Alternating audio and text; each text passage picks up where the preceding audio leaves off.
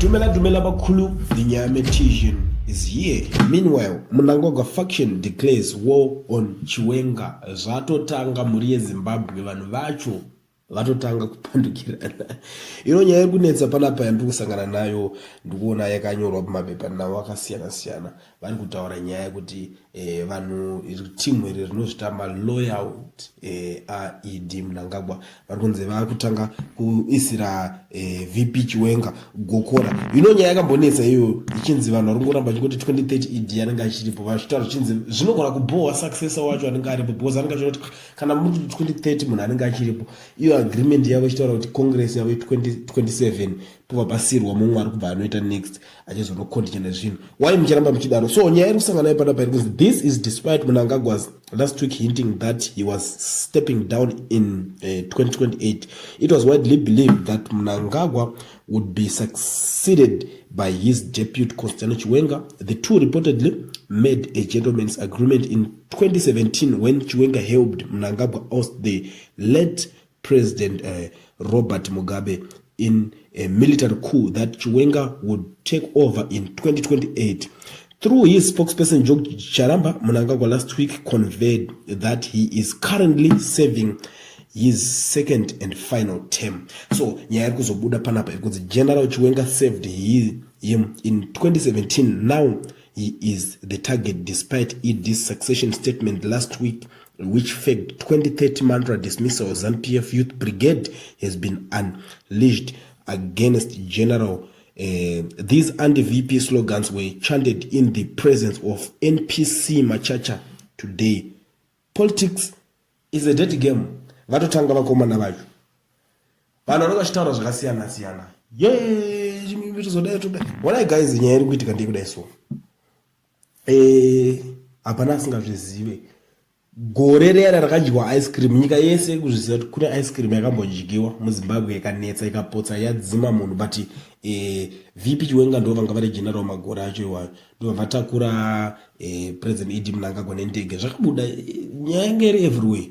Vamhanya nawo kwavamhanya nawo destination isina kuzivikanwa kuti ndekupi kwavaenda nawo kuti vanodhirirwa that ice cream yavanga vapuwa iwe kuti vati izovaseva life yavo adidi. Saka vanhu ava vari kunzi vakaita inonzi gentleman agreement pakazopinda President ED Mnangagwa achinzi alright nini ndinenge ndakuzese ndingatipinde tese ndozvinokusiyira kumberi. Handisi kuziva zvangu, handina kuona video vanhu ava vachinyatsoudza naagreement yekuti ndichanokusiyira musi wakati but panapa ndo nyaya yemabudiro iri kuita zvekunzi vakapanana gentleman agreement yekunzi ndichazokusiyira kana ndichinge ndapedza wakuita se kutongawo pangu. So nyaya yakuitika ndeyekuti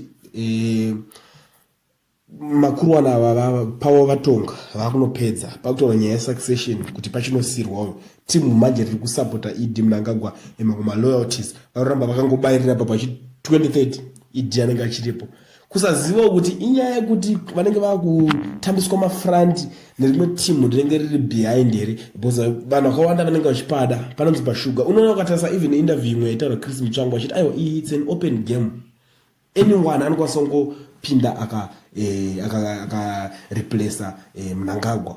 Ndo mashoko akabuda achitaurwa na Chris Mutsvangu. Anyone anokwanisa kungoreplace akatopindawo ipapo as long as kuvhotera kwako chete because under congress as long as vanhu vese vachingokufarira. But inini manje ndine maonero angu andinoita nyaya iyi ndakada kuitarisa according nezvinhu zvatinoona zvichiitika muZimbabwe. These guys kutonga nyika vatonga fine, hatina problem nazvo. Matongero ava vanga vachiita iwa bo zvokutoti even kana mukatondibvunza zvinhu zvokunzi Mnangagwa akagona chii pane zvinhu zvakasiyana Mugabe, ndinoona kutokuudza kuti akagona pakati nepakati ipapo hatikwanisi kuzvichinja because munhu anenge akaita akagona. Asi unless kana uona usingazivi kuti akagona chii zvakapakasirwa nemumwe which means hausi kufollowa kuona kuti chii chiri kuitika pazvinhu izvozvizvi pavanhu ivava handiti because iwo for now ndosinoona izvozvo tokwanisa kubuda tichikuudza kuti this guy ari kutadza zvinhu zvakawandisa pakati nepakati. Why? Because tichiona kuti apa agona apa atadza apadai so murikuona. Saka nyaya iri panapa manje ndekuzonzi pakuzonzi VP wake amureplace aita president weZimbabwe. Even kwandiri it's a no. Why? VP ava kana musinga kana tese muchiri kufollowa zvinhu zvakaitika vanga vambori minister of health. Zvavanga vari minister of health kudaro makaona zvinhu zvakaitika.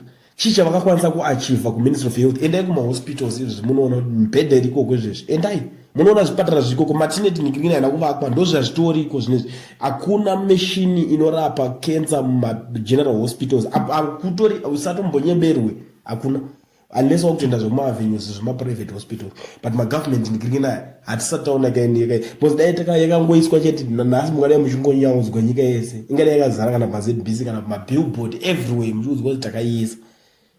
But pane murume mukuru akapfuura neikoko wekuti chinhu chega chakakwanisa kuenda achinostopa kuministry of health corruption because anga aripo ipo anganzanza adya mari apa munhu tenda madhezi ecovid aya ndopakapongodza general ngavapinde ipapo. Chinhu chakakwanisa kungonoita ipapo kustopa corruption. Why? Because havana time yekuswera vachiita corruption tuma small tumanigirino kana vachiita corruption vanotoita pahombe pekutoti imimi megambofe makazvifungidzira because vanotoziva kuti no iyi nyika ndedu tiri kudai so vachiringorana. Chinhu chakakwanisa kungoita ipapo chakaonekwa chakaita mbiri ndechengoti it will work but you will not work. Panga paprotesta madokta manesi chichi vachinzi tinongoisa mumwe kana ukatoda kubva tinobva tangoisa mumwe so zvatovharana. Ndo zvinhu zvakakwanisa kuitwa ipapo but tikada kutaza izvezvo mana dai ningirikini yapa neimwewo stage because wadataza kuti kudepartment of health kwacho wakabva kwakamenga kubva panguva yakatonga Mugabe pane zvakachinja here.